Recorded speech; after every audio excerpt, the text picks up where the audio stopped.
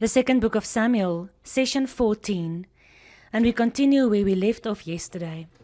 How the children of the serpent, Hanun the son of Nachash, rejected the good intentions of the king of Israel, God himself, through Yeshua, who David represents, the shepherd king.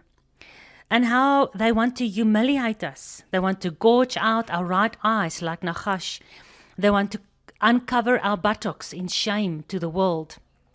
And they want to shave off our beards of authority in which we identify ourselves as Hebrews. So we run back like bondservants, back to our king. And he can speak graciously to us and give us time to heal, so that we can go out into battle with Joab. Yahuwah is our Abba. And with Abishai. Yahuwah is our Abba.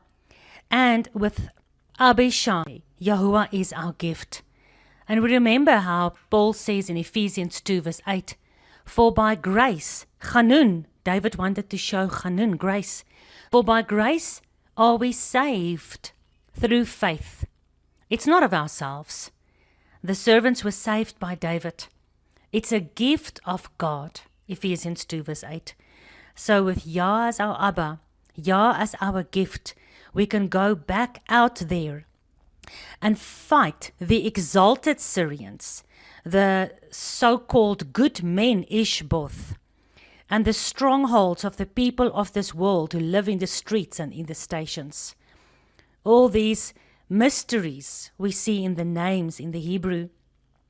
And we ended with verse 12, where Abishai said to the people, the Ammonites and the Syrians, and let us play the men for our people. Let us do all this for the cities of our God, because that must be our true intention, our end goal, our heart's desire. Everything we do for our God. And for the cities, the houses, the kingdom, God's stronghold, God's city, God's kingdom, there where God lives, where he wants his people to live with him. We do it for his honor.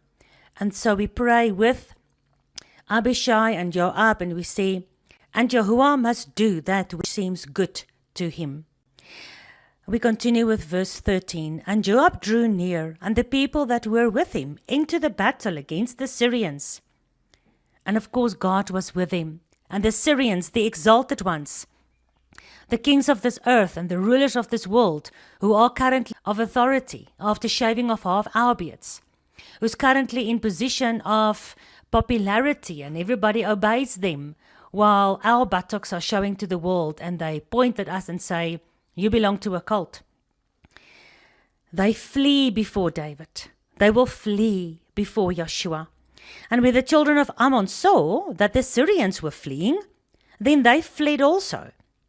So when the exalted ones of this earth is being shut down and pushed down and destroyed by Yeshua, then the Ammonites, the people, Ammon, who live and who come from, what was that name?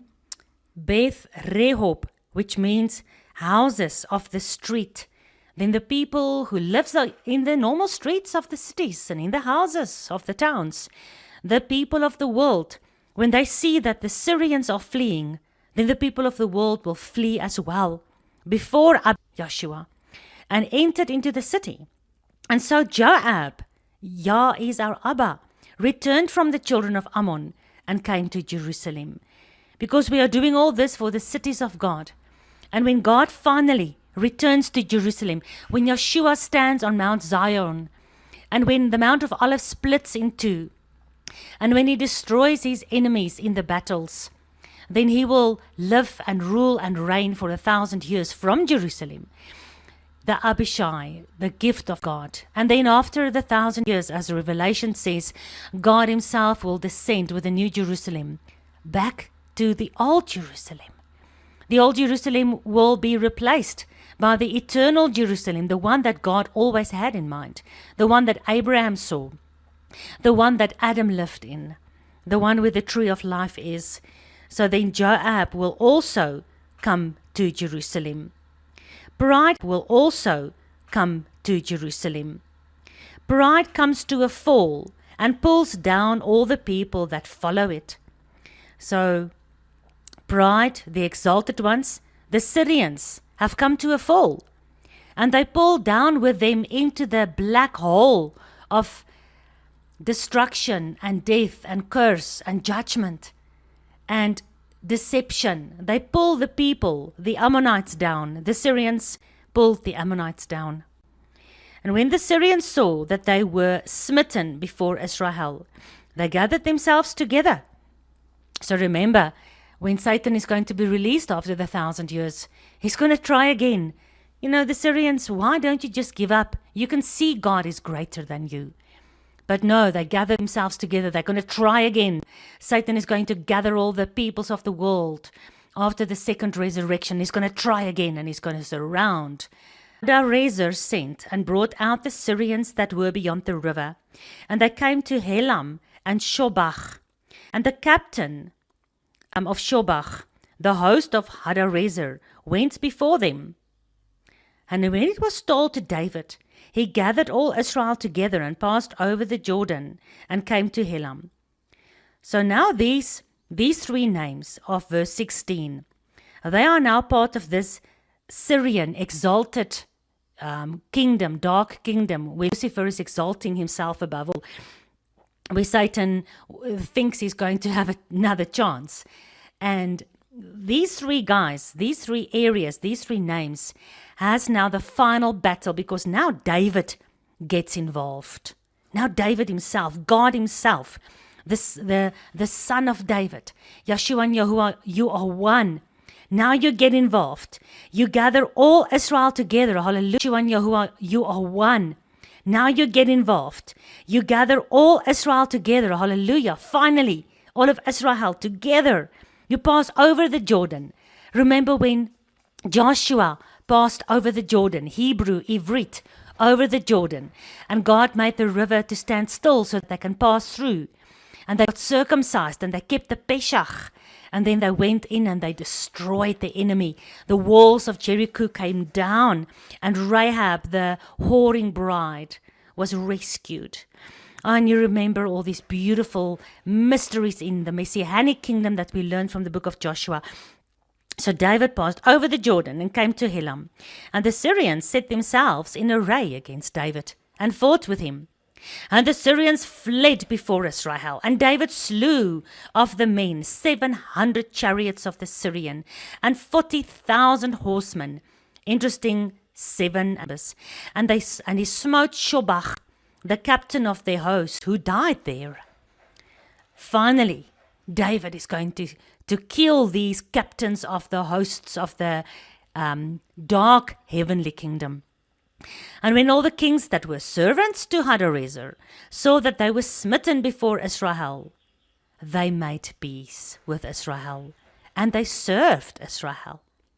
So the Syrians feared to help the children of Ammon any longer. Our King, our Father, who is Yah, and who is a gift to us, overcomes the enemy and subdues the enemy. And he will do the same with these enemies at the end of days. And when all these enemies has finally tried everything in their power, they will know that the God of Israel and the Savior of Israel, Yah, truth and power there is. And all the enemies will be made a footstool for Yeshua. And he will give back everything into his Father's hands. So David has destroyed these enemies, finally.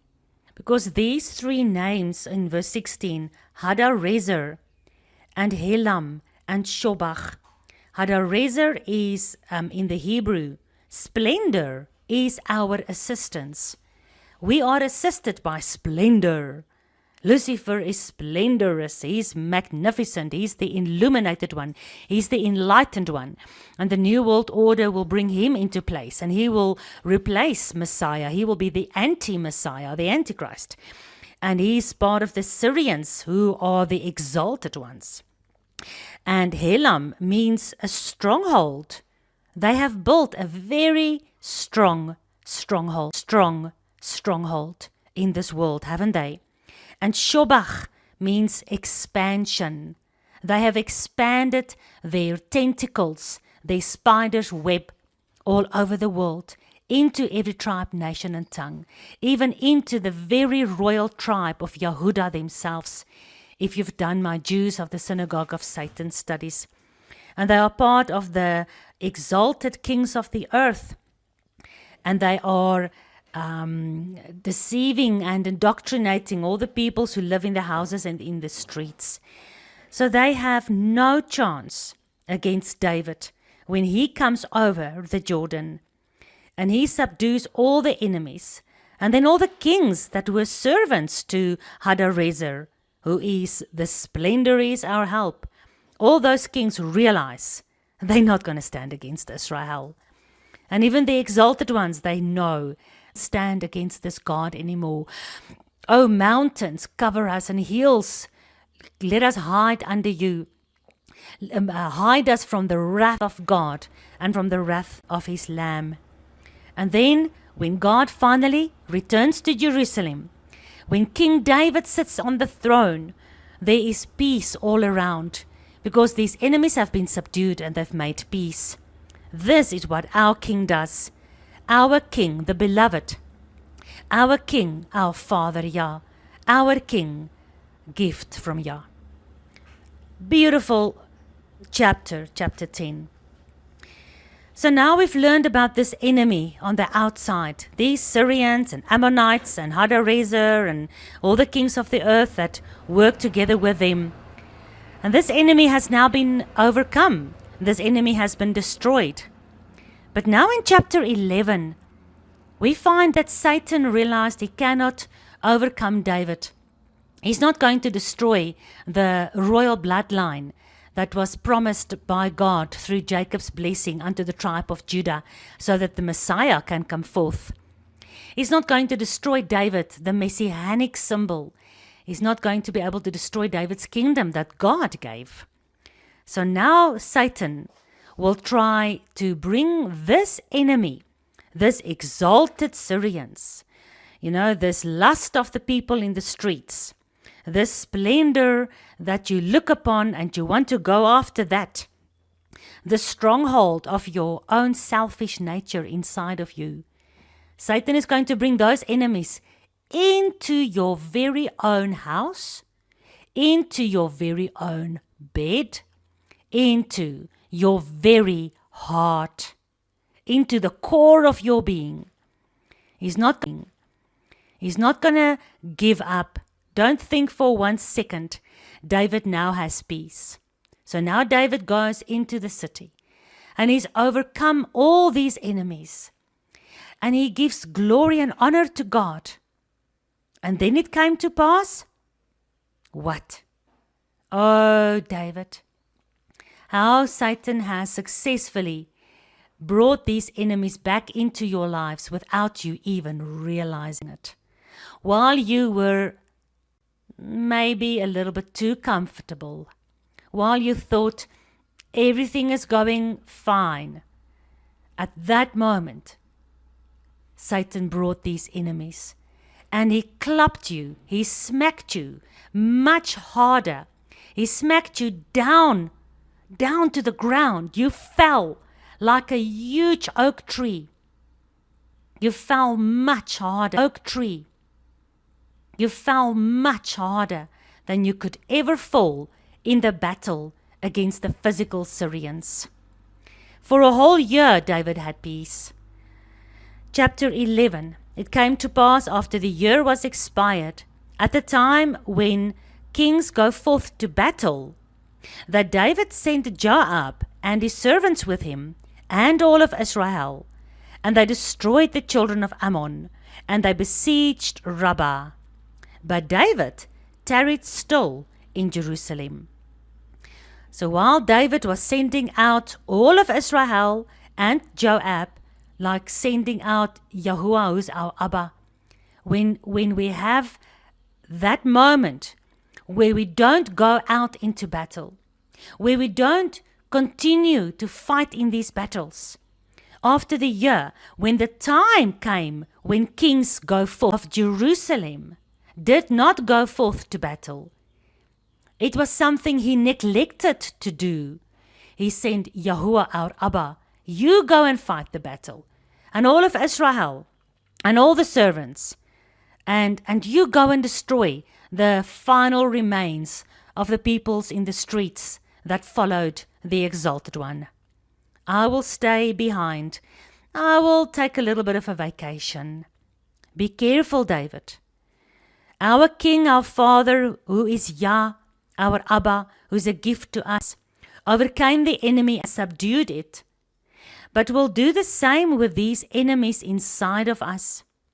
When we don't do what we are supposed to do, then God will allow these enemies to come and remind us how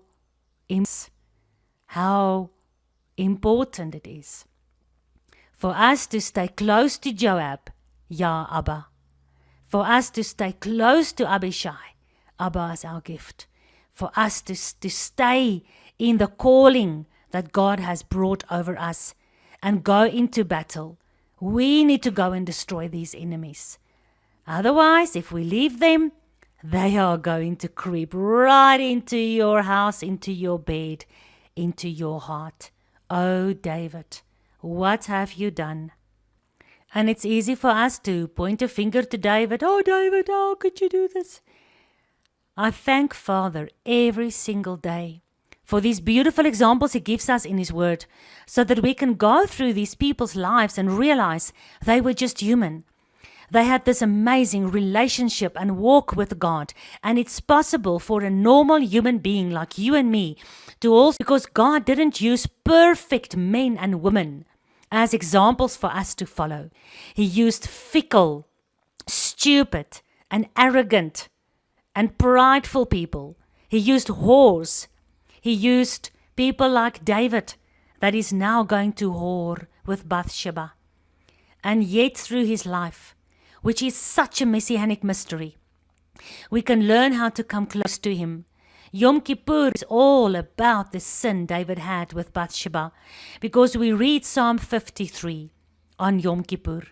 And Psalm 53 was David's return back to God, as David realized, I should have gone out with Israel to fight against the Ammonites. I should not have stayed home and took a vacation. I should not have gone up on the roof of my house. I should not have looked upon a naked woman who was taking a bath after her menstruation uncleanness. I should not have inquired after her. I should not have invited her. I should not have slept with her. I should not have killed her husband. I should not have done any of this, but yet he has. And we've got the same thing.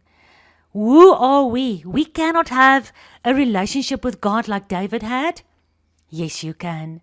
Because David, who of you have killed a man to steal his wife? Yes, there's many bad things we all do, but none of us are murderers yet. None of you whom I know are doing these studies have murdered anybody yet. So if God can still, after all this happened, have a beautiful relationship with David, although his life after this became horrible. Horrible. His own son Absalom wanted to kill him because of this. Godship with God. And if we follow the wilderness journey that David had, then we can have a relationship with God.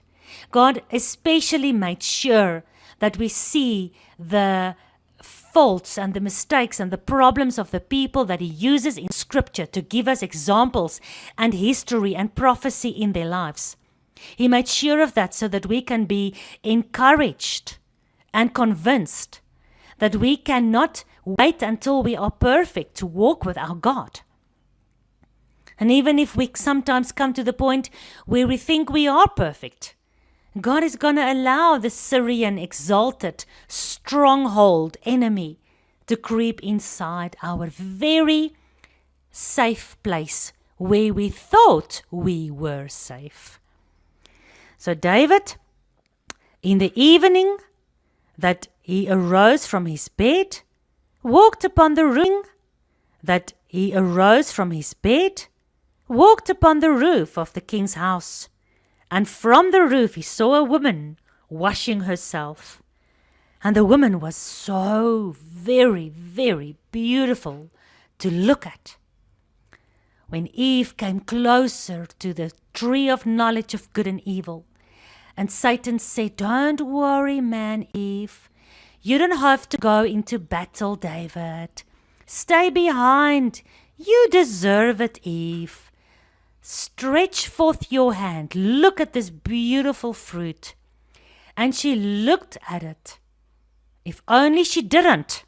If only David, when he saw the naked woman, turned around and went back inside. If only Eve heard these deceiving words, these lies of Satan, turned around and ran away, ran back to God, ran back Satan, turned around and ran away, ran back to God, ran back to Adam and say, "Go and fetch that snake and get him out of the garden." But she looked at the fruit, and the fruit seemed desirous to her. She allowed the desire to seep through her eyes and then into her heart, because then she after she saw that it was good to eat, she then started thinking about how she wants to eat it. And David started thinking about this woman, and he couldn't get her out of his mind. And eventually Eve stretched forth her hand, and she could still have stopped. But when she plucked it, and she had it in her hand, and she was looking at it so close to her face, she could still have stopped. But then she took a bite, and it was over. And he could have stopped at any moment. He knew the whole time what he was busy doing, and he could have stopped at every moment. And all this started because he looked. And the deception and the lust and the sin came through the eyes. Right?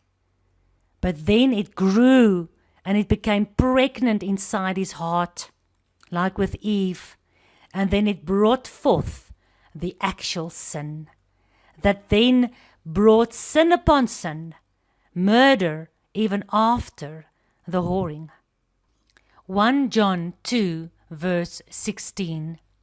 For everything in this world, the lust of the flesh, the lust of the eyes, and the pride of life, comes not from the Father, but from the world, from the people who lives in this trolling them, the exalted one, the one that has been kicked out of heaven because of his pride. The pride of this exalted one causes the lust of the flesh and the lust of the eyes. And then we can still say no. Why don't we? We cannot say that God is tempting us. James 1 verse 13, Yaakov 1 verse 13. Don't say I'm tempted of God, for God does not tempt with evil. Neither does he tempt any man with evil. Every man is tempted, O Eve and O David, when he is drawn away of his own lust. His eyes, the lust of the eyes, are compelling the lust of the flesh, and he's enticed. And then when the lust through the eyes conceives in the flesh, it brings forth sin. You with a sin. But you can still stop it. You don't have to give birth to the sin, O Cain. Evil is lying. Sin is lying at the door. Don't open it. It's there.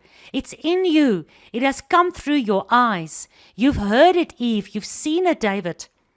Don't let it be birthed into life, into action. Eve, don't bite. You can still stop it, David.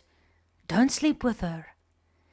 And when the lust has conceived, it brings forth sin. And sin, when it is finished, will bear death.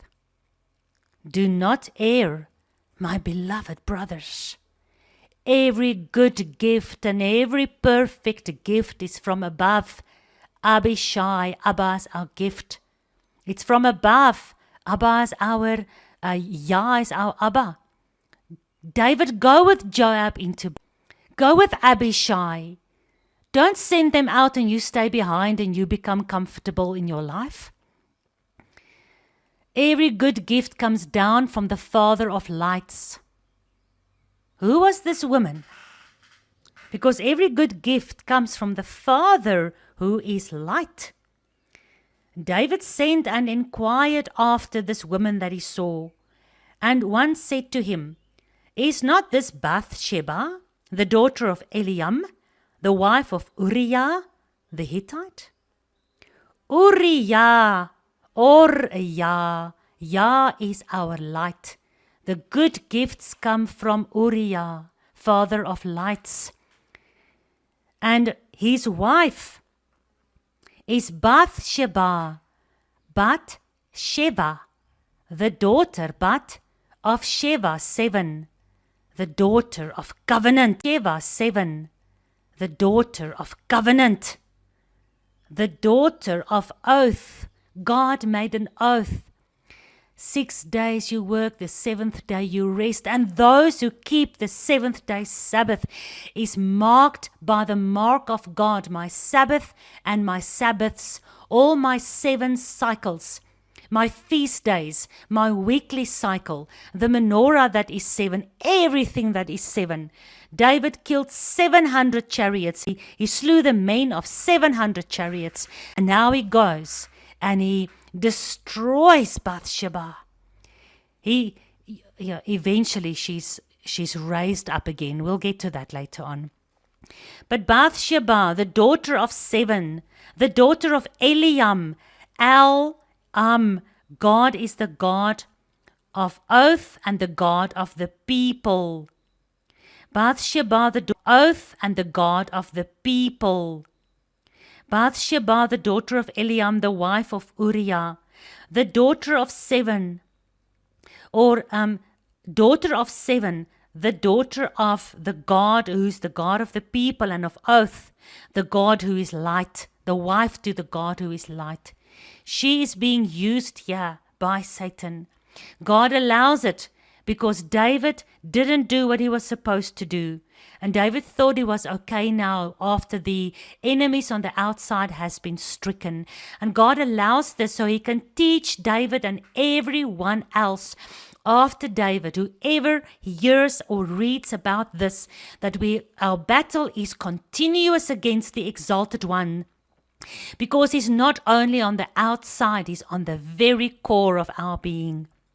He sits in the lust of the eyes, the lust of the flesh, the pride of life. Life is the seed of the serpent that we ate in the Garden of Eden, and it's inside of us. And Yeshua said, the word is the seed, and the sower sows the seed. And at night, an enemy came and he sowed the tares amongst the wheat. And the angel said, must we cut down the tares? And the landlord said, no. Let them grow together.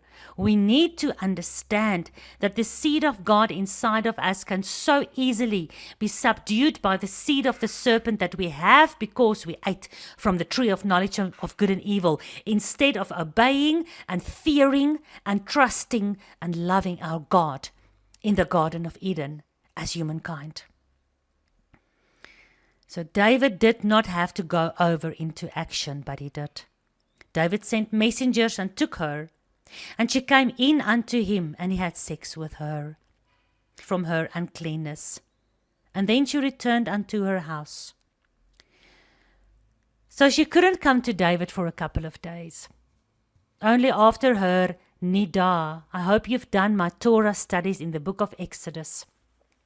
The beautiful Nidah Torah that teaches how a woman gets cleansed from her menstruation, how menstruation is all about death, how the egg have died inside of you, and now your body is getting rid of it.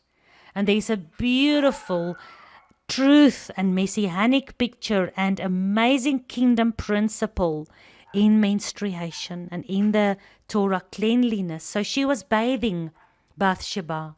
She knew the Torah, although her husband was a Hittite.